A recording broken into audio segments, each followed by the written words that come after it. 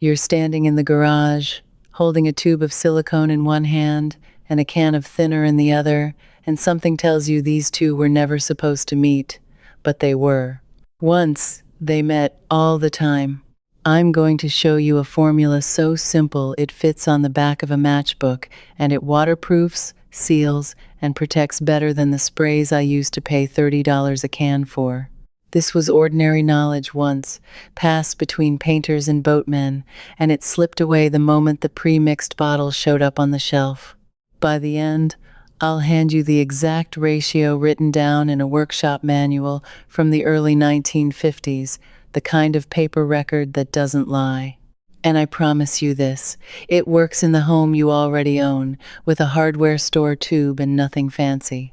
I still remember the smell of my grandfather's shed, that oily rag over the doorknob, the way his tools never rusted while mine turned orange in a single winter. I used to think he was just lucky. He wasn't. He knew something.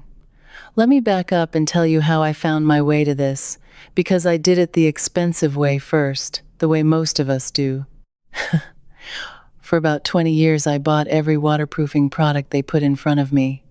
The spray for the boots, the sealant for the deck, the protectant for the dashboard that promised to stop the cracking, the little bottle for the leaky seam on the tent. Every single one of them was mostly two things, and I didn't know it. Silicone and a solvent to thin that silicone out so it could spread. That's the whole secret. They just poured it into a fancy can, printed a name on it, and charged me 10 times what the ingredients cost. And here's the part that stung when I finally understood it. The old-timers weren't buying any of that. They were mixing it themselves, in a jar, for pennies, and their results lasted longer than mine did. So the first question is the one that kept me up. If a tube of pure silicone can seal a bathtub for 15 years underwater, why does the waterproofing spray I bought wash off my jacket in 3 rainstorms? The answer is that the spray is deliberately weak. It's thin so far and cut with so much filler that barely any silicone actually reaches the fabric. You're paying for the can and the marketing. The protection is almost an afterthought. Now let me give you the history, because this is where it gets good. And this is where you'll understand that none of this is new. Silicone, as we use it, came out of the laboratories in the 1940s. There were 2 big American companies racing on it during the war years, and by 1943, one of them had spun off an entire division just to make the stuff. The material they created could handle heat, cold, water, and sunlight in ways that nothing natural could match. It was a miracle in a tube. And within a few years, working men figured out something the chemists mentioned only in passing. If you thinned that thick silicone paste with a common solvent, it stopped being a caulk you squeezed into a crack, and it became a liquid you could brush, wipe, or spray onto anything. That was the leap. That thinning trick turned a gap filler into a universal coating. By the early 1950s, you could find the method printed plainly in trade manuals and shop guides. Painters used it to seal porous concrete before it soaked up a gallon of expensive paint. Boat owners used it to waterproof canvas covers. Farmers wiped it on tool handles and hinges so the weather couldn't touch them. It was common. It was boring. It was the kind of thing a father showed a son without thinking twice about it. Nobody wrote a best-selling book about it because everybody already knew. So here's the recipe, plain and simple, the way it was done. You take 100% silicone, not the cheap latex caulk, not the painter's caulk, the real silicone, the kind that says it's for kitchens and bathrooms and holds up to water. You put a measure of it into a glass jar. Then you add the thinner. The common solvent for this is mineral spirits, sometimes called white spirit, the same stuff on the paint aisle. You pour in about 2 to 3 times as much thinner as silicone, and you stir it until it turns from a paste into something the thickness of syrup, or thinner still if you want to spray it. That's it. 1 part silicone, 2 or 3 parts mineral spirits. Stir. You've just made a coating that companies have been selling back to us for decades under a dozen different names. But knowing the ratio is only half of it, and if I stopped here, I'd be doing you a disservice, because the first time I mixed a batch, I got it wrong, and I want to save you that. Let me tell you what nobody put on the label. The mistake I made was rushing. I dumped the silicone and the thinner together and expected it to blend like paint. It doesn't, not at first. Silicone is stubborn. It wants to stay in a lump. You have to give it time, and you have to break it up, almost mashing it against the side of the jar with a stick until the solvent creeps into it. 15, 20 minutes of patience, and then all at once it surrenders and goes smooth. If you quit early, you get lumps that clog everything. If you wait, you get liquid gold. And here's the layer of this that started to bother me the more I thought about it. Somebody made a lot of money making sure I never learned that 20-minute trick. Because a man who knows it never buys the spray again.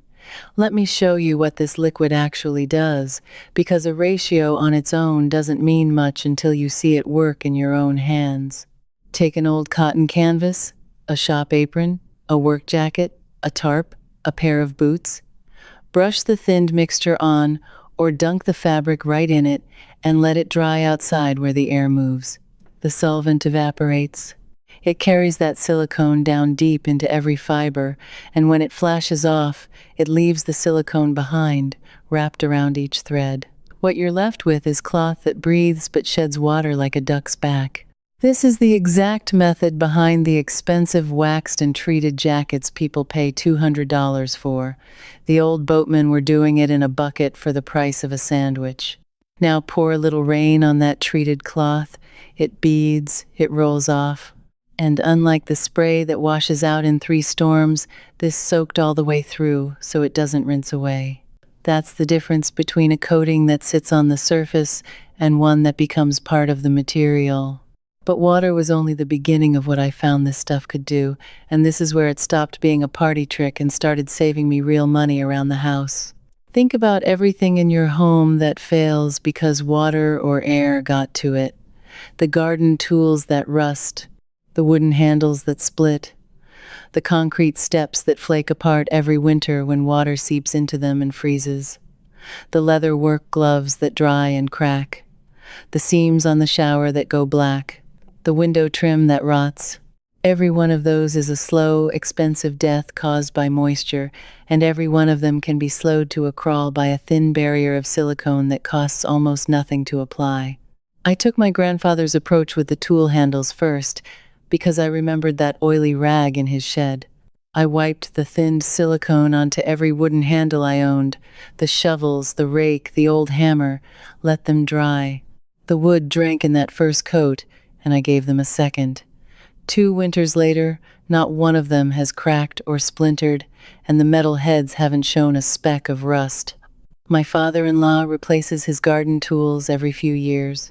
Mine look like they'll outlive me now. Then I went after the concrete. And this is where the old painter's trick really paid off. Bare concrete is a sponge.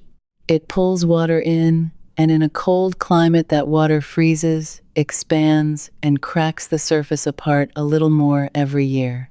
That's why your steps and your garage floor slowly crumble. The painters of the 1950s knew to seal concrete before it ever caused trouble.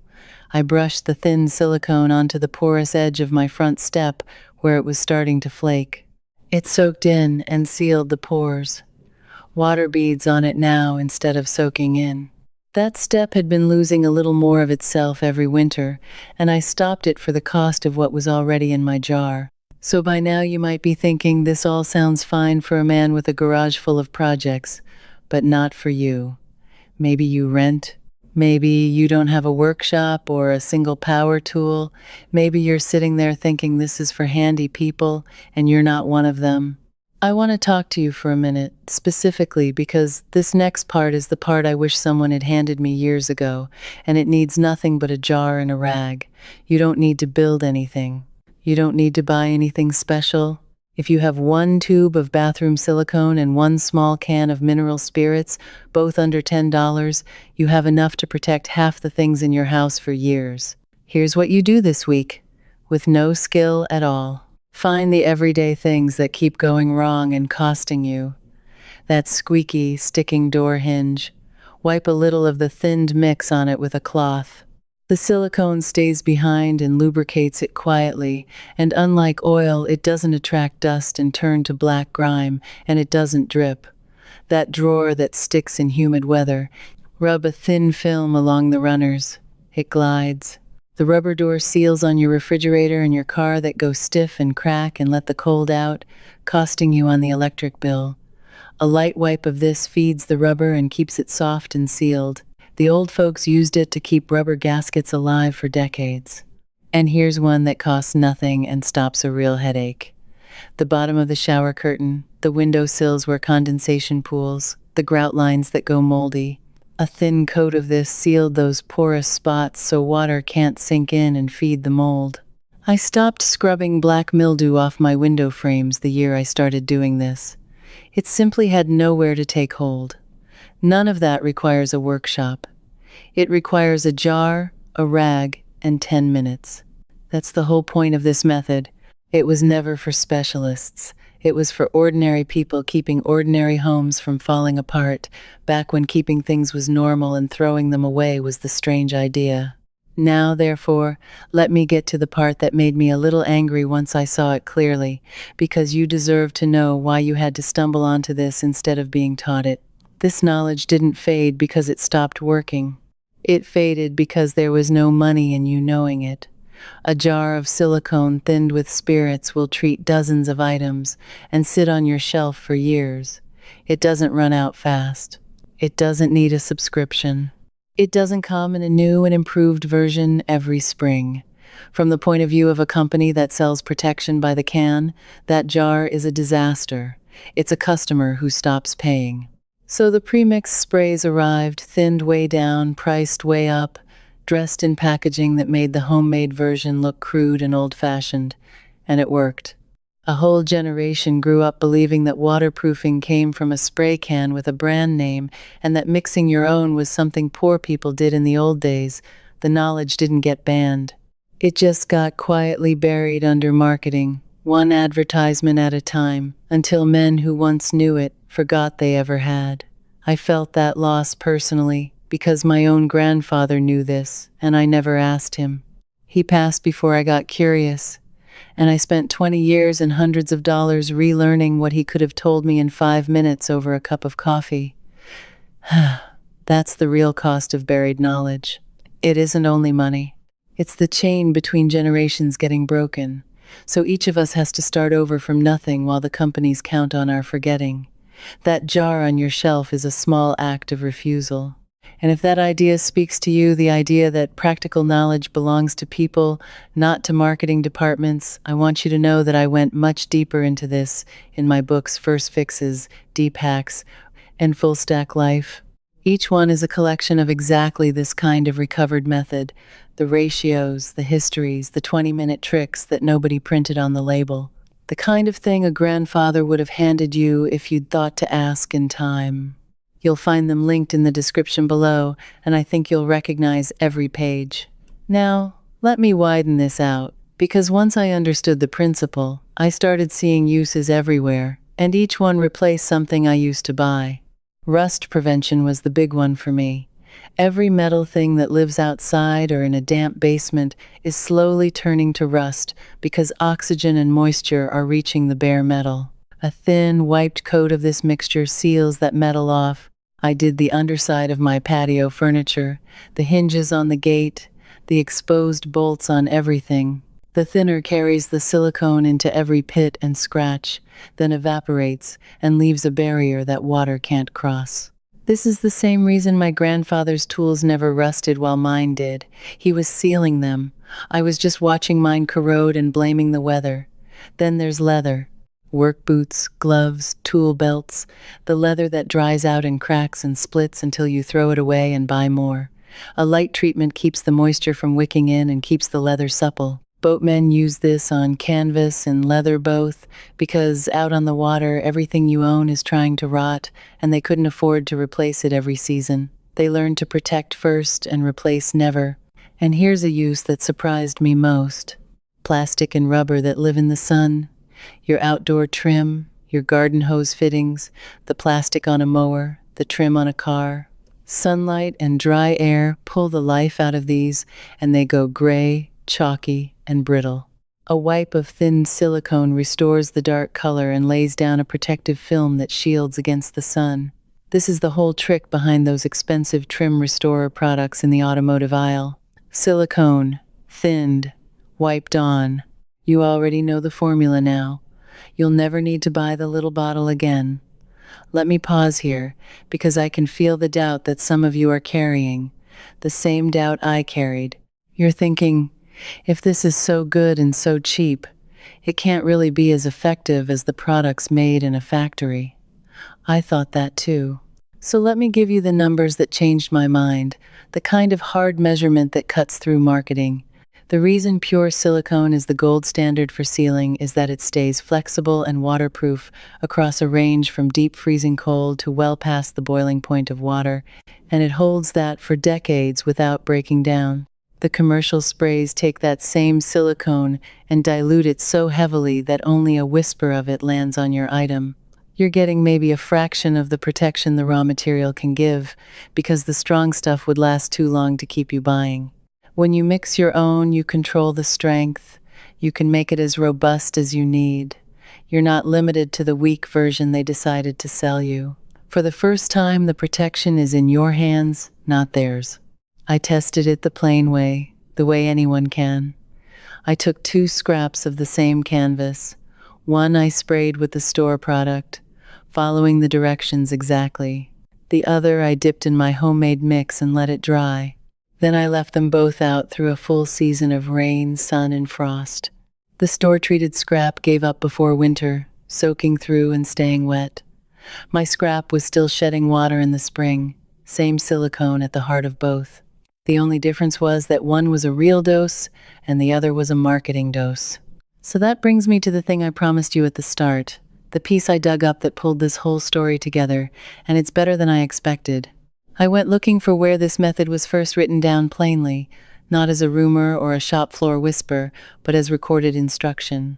And I found it sitting in the technical literature that came out of the silicone makers themselves in the early 1950s, when the material was new and the companies were teaching tradesmen how to use it. In those early bulletins and shop manuals, before anyone thought to hide it, they spelled out the very thing the marketing men would later bury. They told painters and builders in plain language to thin the silicone with mineral spirits to make it brushable, to seal masonry, to waterproof surfaces, to protect against weather. It was published. It was official. It came from the source. Here is the exact heart of what those early instructions taught, the finale I wanted to leave in your hands. They said the coating works not by sitting on top like a paint, but by penetrating. That's the secret the sprays can't match. You thin the silicone until the solvent can carry it down into the pores of whatever you're treating, into the fibers of the cloth, into the grain of the wood, into the tiny holes of the concrete. The mineral spirits act as a vehicle. They flow into places that pure caulk could never reach. They drop the silicone off deep inside, and then they vanish into the air, leaving the protection woven right into the material instead of lying on the surface where it can rub off. And that's why the ratio matters more than anyone tells you. For a surface you just want to seal, like concrete or metal, you thin it a little, 2 parts thinner to 1 of silicone, enough to brush. But for fabric and porous things, where you want it to sink deep, you thin it more, 3 or even 4 parts, until it's watery enough to soak all the way through before the solvent flashes off. Thin for penetration, thicker for a surface film. That single principle, penetration versus coating, is the entire craft, and it was printed in the manuals of the early 1950s for anyone to read before it was allowed to slip out of the common memory. One person and one community kept it alive when the rest of us forgot. The tradesmen, the old painters who still sealed their concrete the right way, the boat owners who passed it down at the dock, the frugal grandfathers with the oily rag on the shed door. They never stopped because they never fell for the can. And now that thread reaches you. You know the ratio, you know the reason, and you know the 20-minute patience that makes it blend. It took me 2 decades and a stack of wasted receipts to arrive here. You get to start this weekend. So this weekend, do the smallest version of it. Buy 1 tube of 100% silicone and 1 small can of mineral spirits. Together, they'll run you less than a single can of the spray you used to buy. Mix a jar, 1 part silicone to 3 parts thinner, and mash it patient until it's smooth. Then find one thing that's been slowly failing on you: a tool handle, a work boot, a flaking concrete step, a stiff rubber seal, and treat it. Watch the water bead up. That first bead is the moment you'll feel it, the quiet click of understanding that you were sold a thin version of something you could have had at full strength all along. What you really recovered here isn't a formula. It's the independence that formula represents. The plain fact that you can protect what you own without asking a company for permission or paying them by the can for the privilege. That jar on your shelf is a small act of refusal.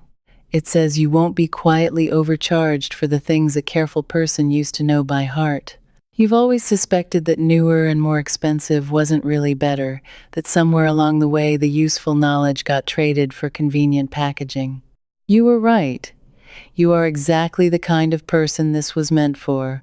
Someone who'd rather understand a thing than be sold a thing. Someone who wants to hand real skills to the people who come after instead of leaving them a stack of empty cans. Now, I want to hear from you. Tell me the one item in your home you're going to treat first with this mixture. Is it the rusting garden tools, the cracked leather boots, the flaking concrete step, or that stiff old rubber seal on the fridge? Pick one and write it in the comments right now, because I read them, and I want to know which forgotten problem you're about to solve. Don't just think it, type it. This audience never speaks up, and your one comment tells another person watching that this is real. And if you believe, like I do, that the most useful knowledge has been quietly pushed aside, so we'd keep paying for the weak version, then come stand with the rest of us who are digging it back up one method at a time. Subscribe, because this is a movement of people recovering what convenience culture buried, not just a channel. Next time, I'm going to show you the forgotten kitchen ingredient that our grandmothers used to strip grease and polish metal at the same time, the one that sat in every pantry for 100 years before the spray bottles crowded it out. And I found the exact old household guide that named it. You won't want to miss which cupboard it's been hiding in the whole time. Before you go, one thing. Inside the Timeless Ways circle, I pick up exactly where this video stopped. You can ask me your own question, and I answer you myself, not some machine. And you won't be alone. Thousands of practical folks like you are already there with us. Just point your phone's camera at the code on the screen, and you can cancel anytime with one click, no risk at all.